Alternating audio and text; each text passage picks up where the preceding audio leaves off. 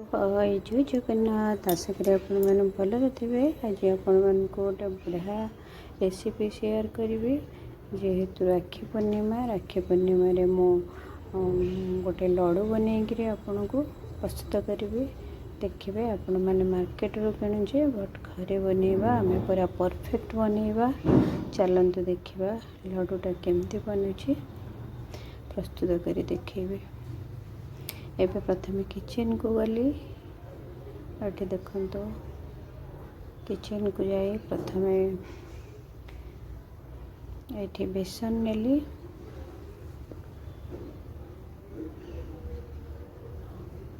ये बाउल नेली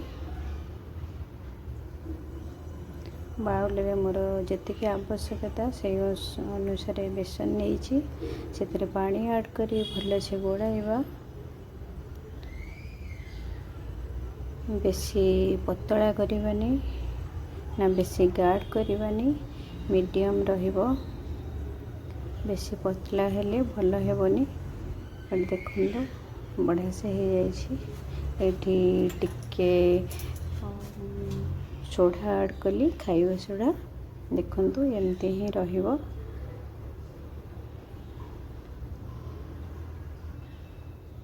एठी मोर batter ready हो जाइए।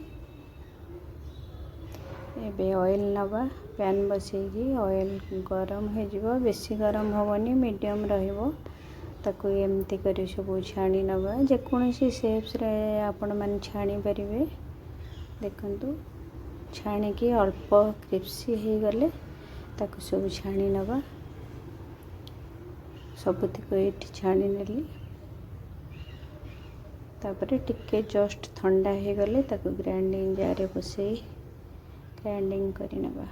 देखंतु ये बढ़िया से ग्राइंडिंग है। बेसी चूना करें टिके दरदरा रहिबो। दरदरा रहिले भल हम। ये पैन बसई चीनी लेली गोटे काटुरी से आम गोटे काटुरी चीनी रे 1.5 काटुरी पानी नहीं जावा। से गुजराती गुंड फूड कलर ये सब ऐड करी गोलाई नवा। भल से फुटी जिते टिके सिराटा अठाटा हो देखो ये पूरा परफेक्ट हो जाइए।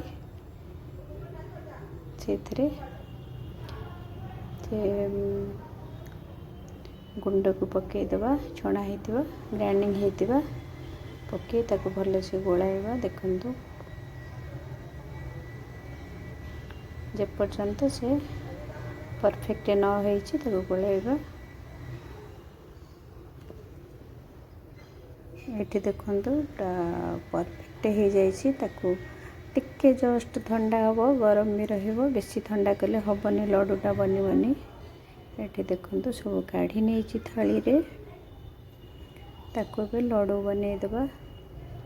एमती गोटा गोटा करी हाथ में आम ताको सेप बनईदबा गोले सेपटा। देखो ये मोर लड्डू सब प्रस्तुत हो जाइए।